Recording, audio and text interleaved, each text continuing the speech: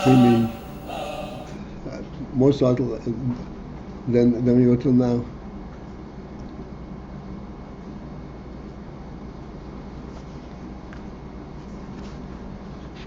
Beautiful stuff. Okay.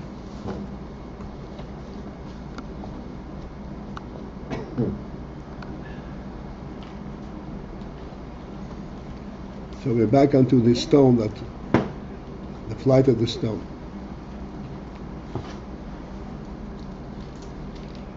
So the way the Rebbe describes the flight of the stone is that the koyach hazrika that's in the hand breaks away from its source from the hand and embraces the stone and carries it off on its own, off the ground.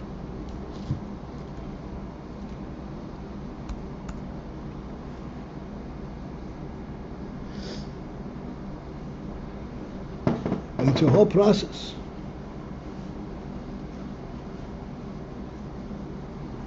Nothing happens automatically.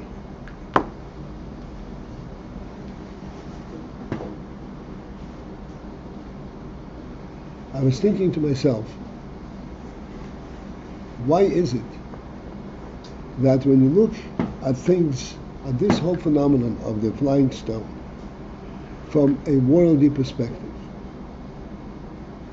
it seems to make very good sense that once the stone is in flight, it will continue to be in flight unless something stops us, as the scientists say. Whereas here, it should be pashtus, that there's no such thing as the stone having its own flight.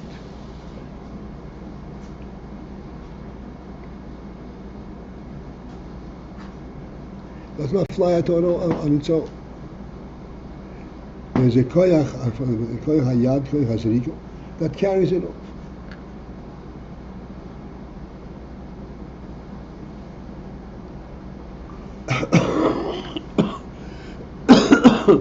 And should this koyach hazrika end, then the stone will automatically fall down. And the stone? Will stone automatically fall down.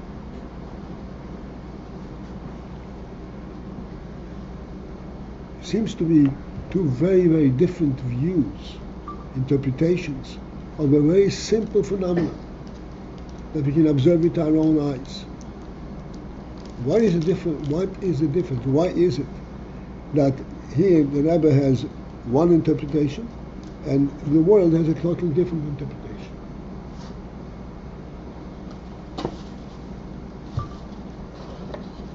In thinking about this, I recognize that there is a very great difference between the way the Torah looks at the Zikr and the way and the way the world looks at it.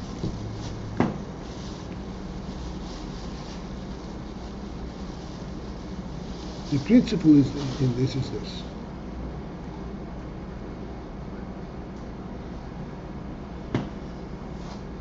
From the world perspective, you throw the stone and the stone is flying. Yes, it is not in the nature of the stone to fly. However, there is nothing of a principle involved that the stone should not fly. It happens to be having it falls down. There is not a principle that this is the way it should be.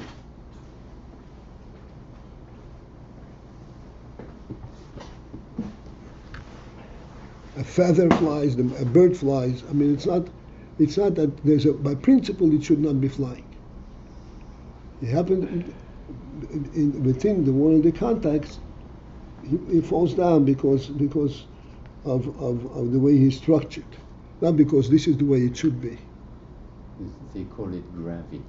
Excuse me? They call it gravity. The fact that it falls back down. I know what they call it. That's not the point. The point is, what is the principle behind it? Is it something that must be like this, or it just happens to be like this? So in the world, there is not a worldly principle. It just happens to be, this is the nature of things.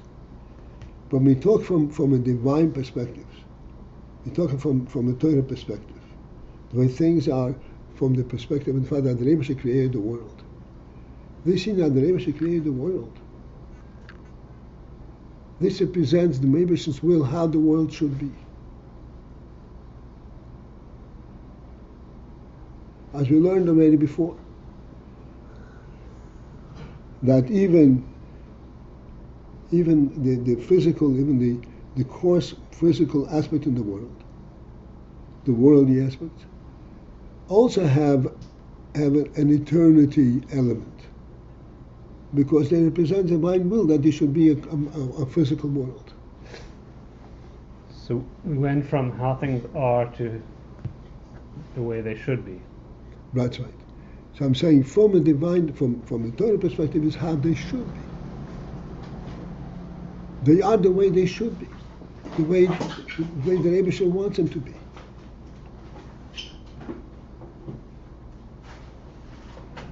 Therefore, and the sun is flying. There's no saying the sun continues to fly because it's flying. The stone should not be flying. That's not the Rebbe's idea of a world, a physical world. Therefore, if it flies, it has to be continually maintained in flight.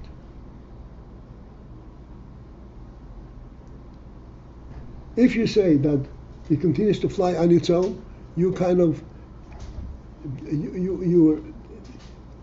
eliminating the world, the Rebbe's intent of how the world should be.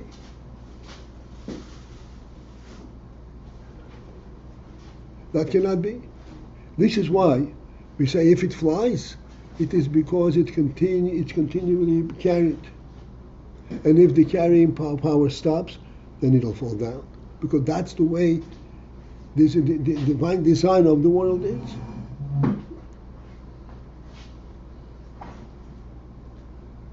It is not by default. This is the way the world should be. This is why, from a Torah perspective, we say there's no such thing as automatic flight. Because you started in flight, therefore it continues to fly. Nothing to do with it at all.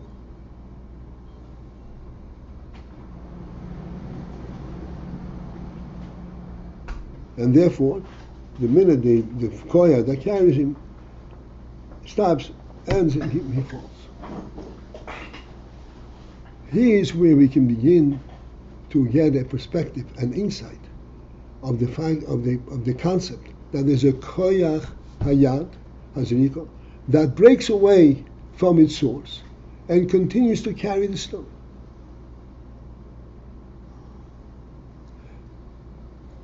Because this union that the stone flies is in fact a koyach that carries it. Otherwise, it would revert. It would be the way it should be.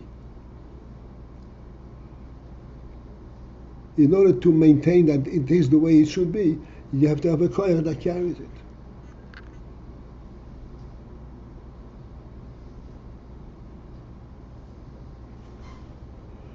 This is a phenomenal inyan, because we already learned, I'm sure you remember, we spoke about it a lot, that the gashmis of the world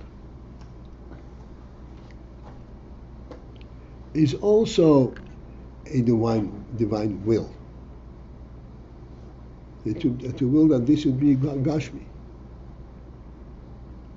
And this is why there is eternity, as we said, as if it's a nitzchi.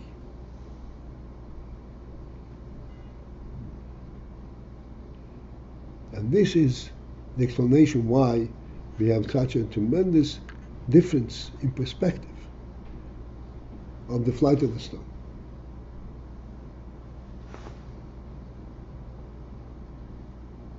So that the Rebbe is exposing us and explaining to us, looking at it from a divine perspective. Why is it that the stone falls down? Is that simply a natural thing in the stone? No, this is the way the world was designed to be.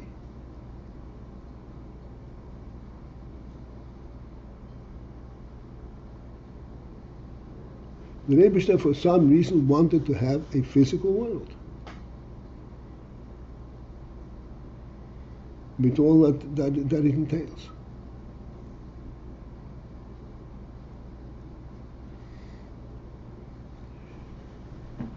From that perspective, we can more easily, so to speak, perceive the inyan that there is a koyach that separates from the hand and continues to carry the stone upwards.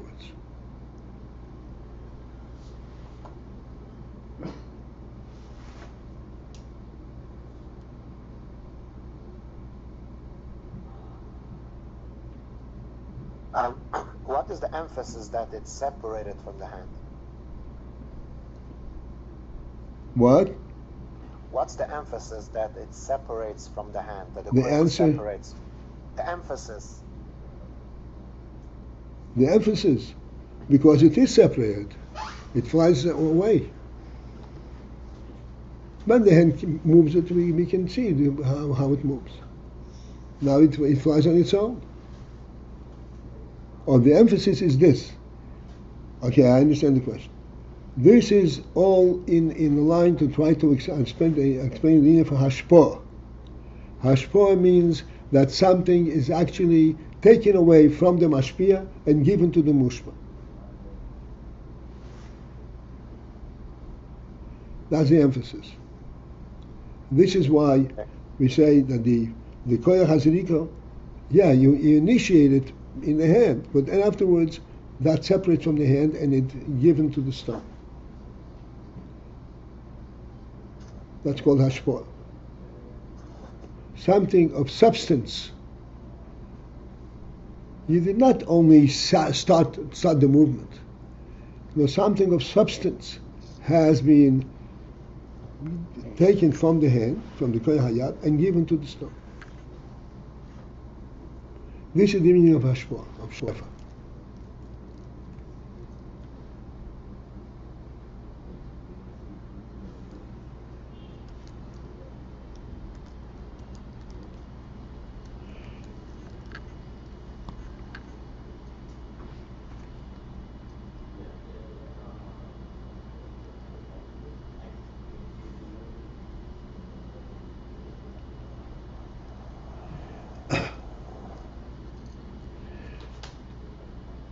Thus, we have now recognized a tremendous principle,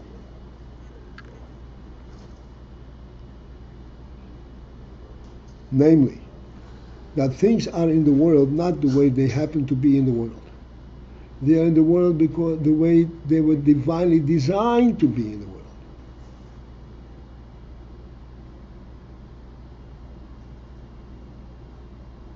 And this is why there's not going to be flying on its own, because the world was designed that the stone should not fly. And even if it's in flight, it'll cease to be in flight unless you carry it.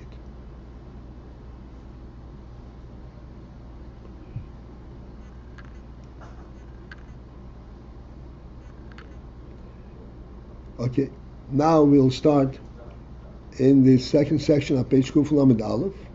The line begins with she-al-yedayzeh. And this is 7 lines from the bottom. She-al-yedayzeh, where as a result of this referring to the koyach that separates from the hand, and it is imbued and carries the stone. Because of this koyach that was taken from the hand, al-yedayzeh, as a result of that, this is how the koyach carries the stone upwards, because the koyach actually separates and embraces the stone, as we explained yesterday, that it takes the stone into a different environment, breaking it away from this world, earthly environment, and it becomes part of the koyach hazirika. And the nimshal here is obviously hashpah.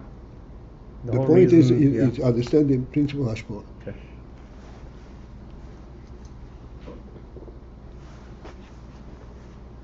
When the koyach ends, then it falls downwards, as we explained, because that's where it belongs. It should not be flying. The koyach zeh, and this koyach that carries it, who bivchines islapshus. This koyach acts in a hislapshus manner. What does hislapshus manner mean? Hislapshus means it actually engages in what it's doing. It is not automatic. It engages in this activity. Hey mitzad hazoyrek. This hislapshus, this engagement, is true from both sides, from both angles, from both views. Mitzad hazoyrek, from the perspective of the thrower, and similarly, and also from the perspective of Dover HaNizrak, of the thing that is thrown. In both instances, from both perspectives, from both viewpoints, from the Zorik and the Nizrak, there is infinite hislapshus of being engaged in this activity. How so? The Rebbe explains. The harei hazoyrek nitzad be'azrika. For behold, the thrower is nitfas, is actually engaged, is bound, so to speak, in the zrika.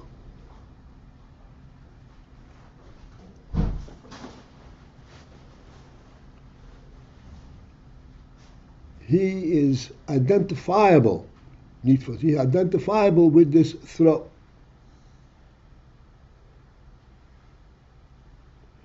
Bozeh, in the fact shetzorich lizroik, that it is necessary to throw.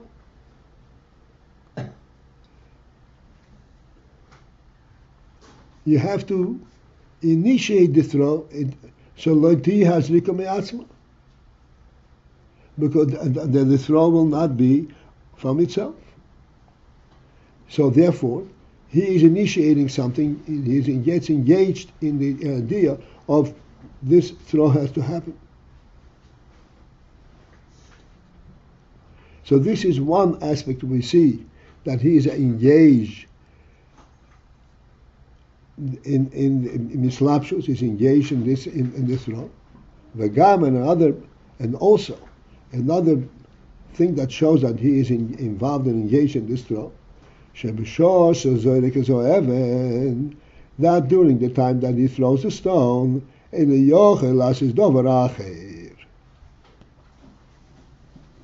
he cannot do something else. At the moment when he's throwing, he's totally involved in this throw, and he cannot do something else. In other words, he's engaged in it. The whole person is engaged in this throw. This is called hashpah. It doesn't happen by itself.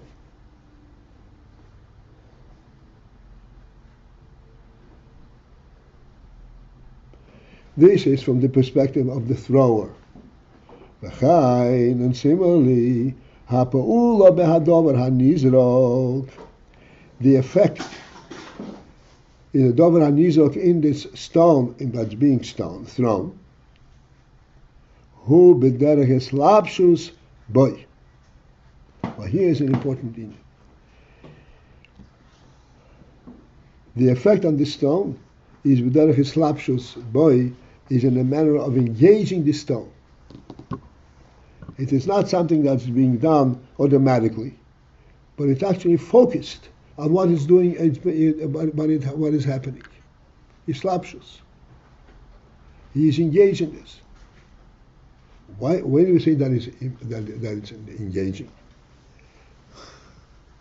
The reason we say it's engaging, shaharei sin, behold, poil boy hatshus. This throw, poil boy, affects in the stone, his hatshus, something of a novel element. Only for a limited time. That's right, but for this limited time, he completely changes his whole status. Vehu, which is, that's right, it's only for a limited time. because it has to revert back because that's the way it is meant to be, as we discussed. Poebe ischachus. Vehu, and this, and what is these chachus? Sheyelech ho'even lemailo hepech tivoi.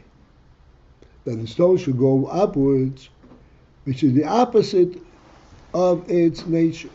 Yeah. I mean, it seems like by the nimshal there should be longevity in the effect.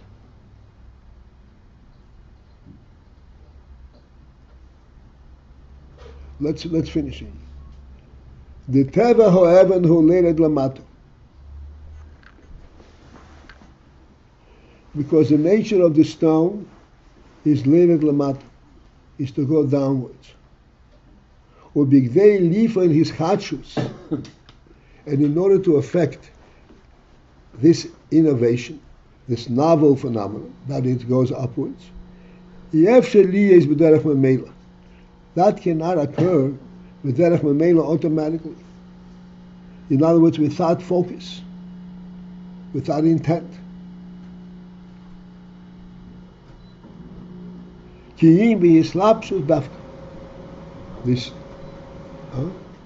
This change of going against its nature cannot happen automatically, because automatically the sound sticks to where it belongs, the male, the lamato. Therefore, it has to be an engaging method to counter its nature and to pick it up.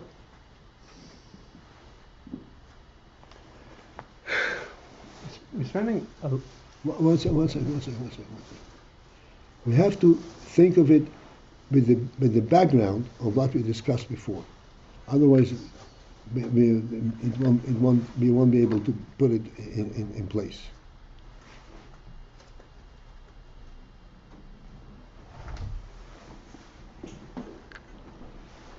Still, it's doimim. Huh?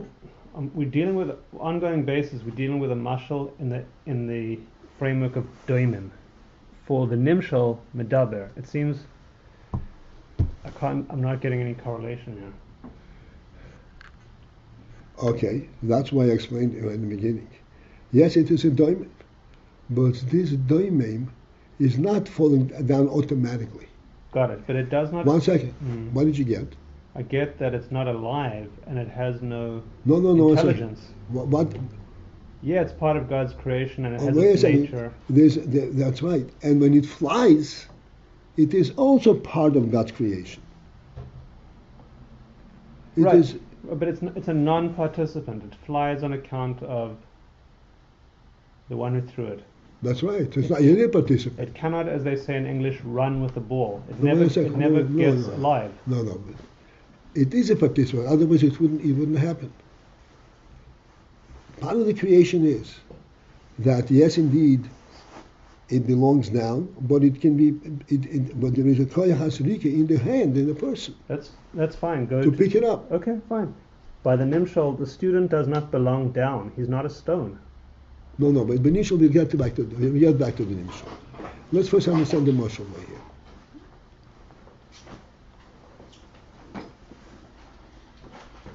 Even within the marshal, the stone participates, you're saying, with the throwing, right? It's embraced. There's the thrower and the stone. You say both of them have this involvement on sort of like an equal basis regarding this activity.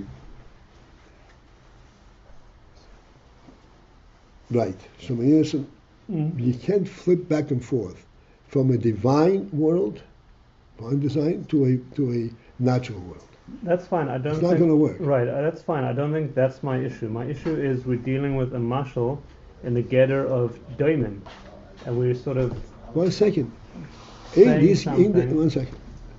In this gather of doimim, we've identified a very important principle. That this doimim is not there because it's a doimim.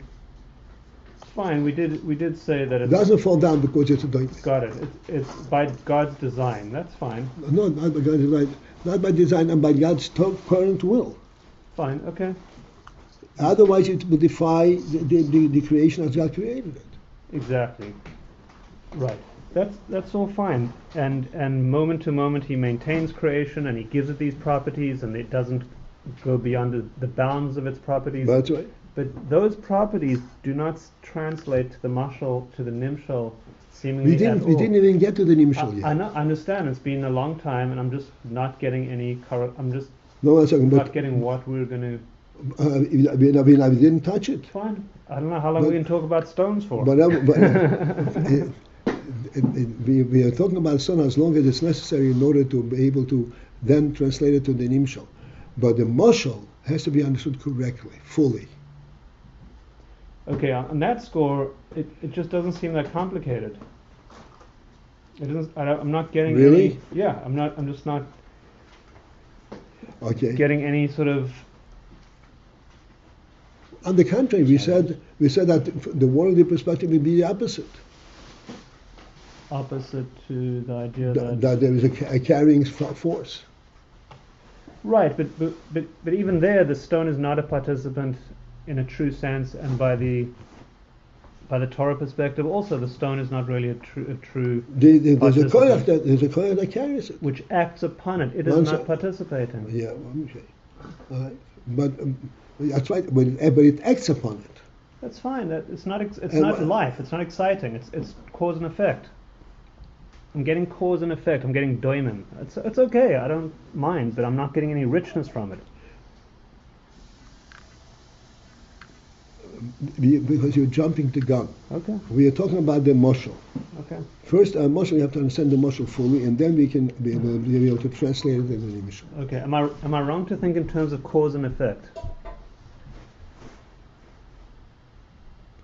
Within a godly context, but it's cause and effect. These are non-participatory issues. 1 second. Yes. Cause and effect, the way you are translating it, that the effect becomes an entity unto itself. And he says, no, it does not become an entity in itself. The cause continues to make it what it is. All right. That's a completely different phenomenon. If you say that the koyach hayad separates and carries a stone and takes the stone into a different reality, that's not cause and effect. Right. Well, all I hear there is it imbues it with a certain level of energy that carries it ahead. I'm not. It's that's what I'm getting from koyach hazrika is imbued onto the stone or into the stone. Is a degree of energy. It will not change direction. It has its trajectory, and there it goes. Okay.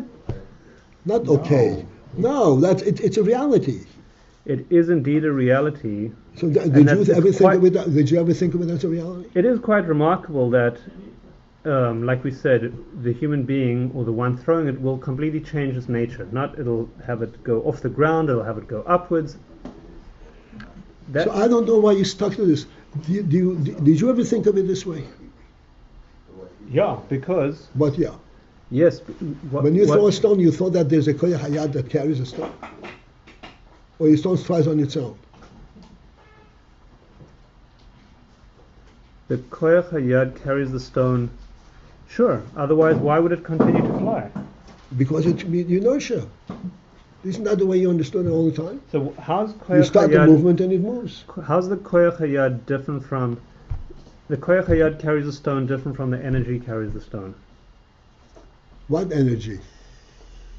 When the stone flies on its own, there's no energy. That perspective is no energy. Again, what?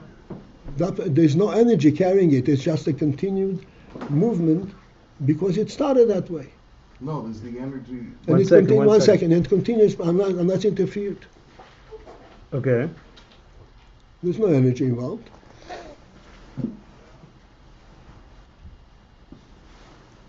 Right. The koyach hayad is imbued into and embraces the stone. Seems to be saying in different terms, the energy I give the stone continues its projection onwards. I've embraced the energy, this object, in a degree of energy that now perpetuates its movement. No, you don't embrace the object. The energy itself is that which carries the stone. The stone doesn't fly on its own. What does that mean? It is it. The stone does not fly on its own at all. No. It's being carried all the time. As long as it's in flight, it's being carried. It's being carried by the koyach hazrika from the hand. Right, because its own nature would be not to move. Mhm. So it is continuously Carried. projected, carried. Carried. How's carried different from projected? Because projective means that it goes on its own. It doesn't go on its own. Okay. It's being carried as if it's still in the hand. Carried as if it's still in the Can I hand. ask a question? You have to attend 3 classes fully first. Oh, sorry. That's the rule here. This is why the Rebbe says that there is a slapshus. Slapshus means there's engagement in doing this. It's nothing happening by itself. Why? Because it actually changes the entire reality of this stone. You're right, it's an interesting that we should get involved so deeply in this. There's a reason for this. But in the meantime, it is our duty to try to understand.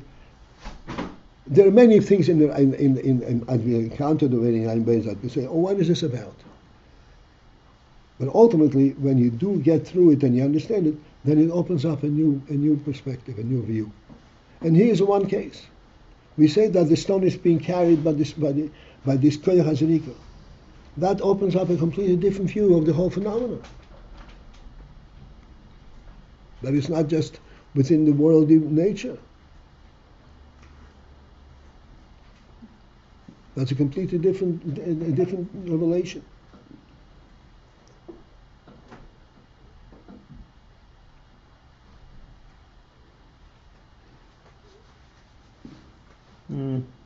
Aren't you just I don't know if I have much sense of what it means. It's carried by koyach hazrika. Okay, right? Okay, fine. Good. So now, but that's what the Rebbe says. This is what we should try to understand. We're trying to understand what the Rebbe is telling us, not what we concoct. The Rebbe says it is being carried by the koyach hazrika, and it will fly as long as the koyach hazrika carries it. And when the koyach hazrika ends, that's when it's going to fall down. That's fine. I just don't. Again, not I that just don't. fine, yeah. I don't get the difference between saying it is carried by the energy that I imbue it with, versus it's carried by the koyach hazrika. I can. One second. How is it different than the original view?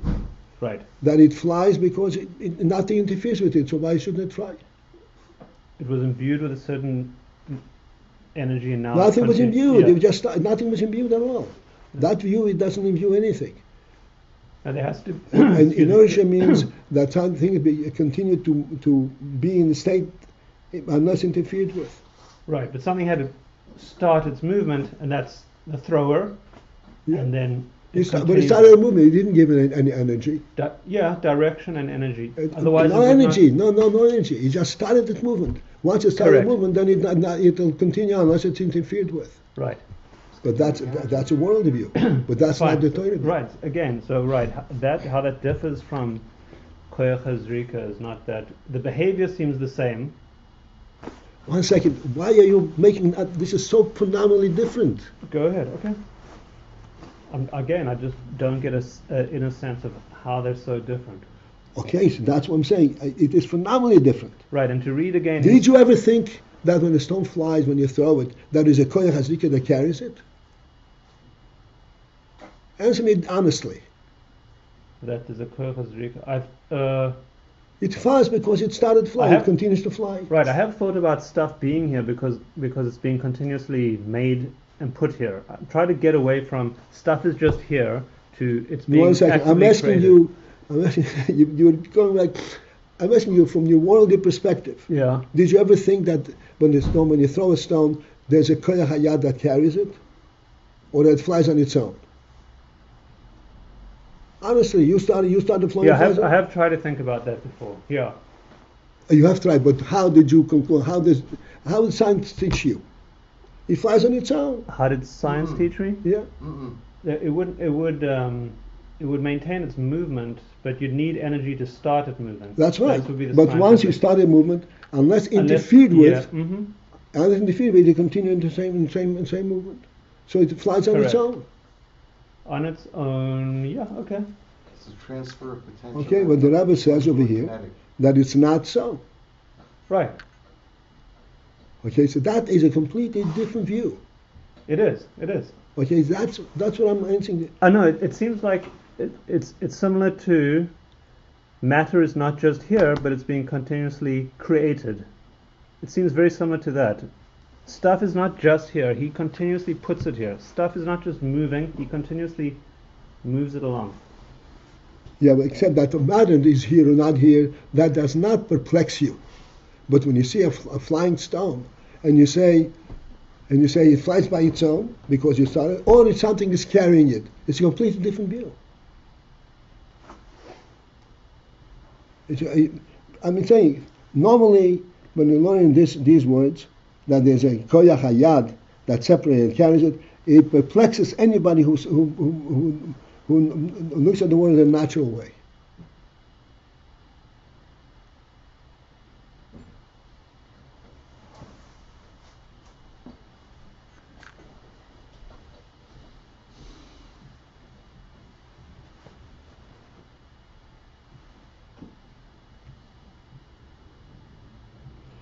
So this is a completely novel exposure to the whole phenomenon.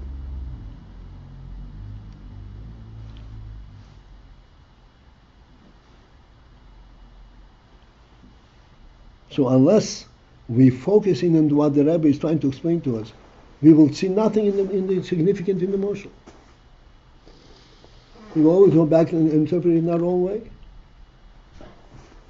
And the Rebbe says not only is there a koyach, there is a slapshus.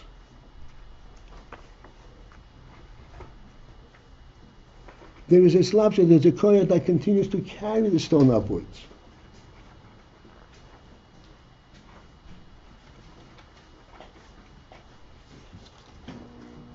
And this slapshus is actually focused to counter the natural view.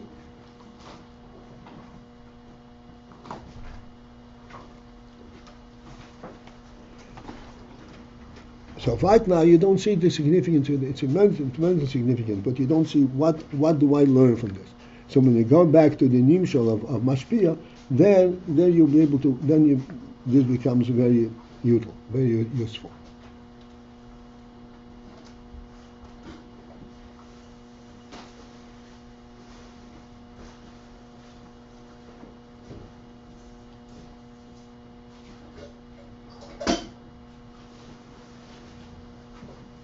Let's go very quickly to the next two lines, and then we'll just.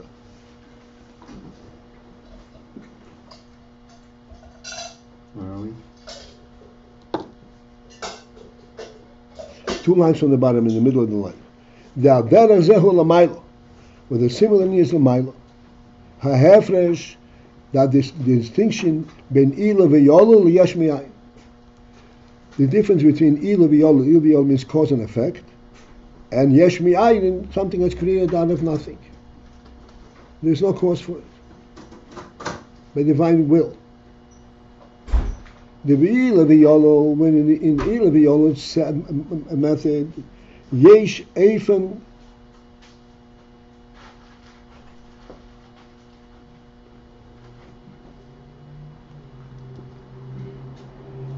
this is much more involved than we are ready for it.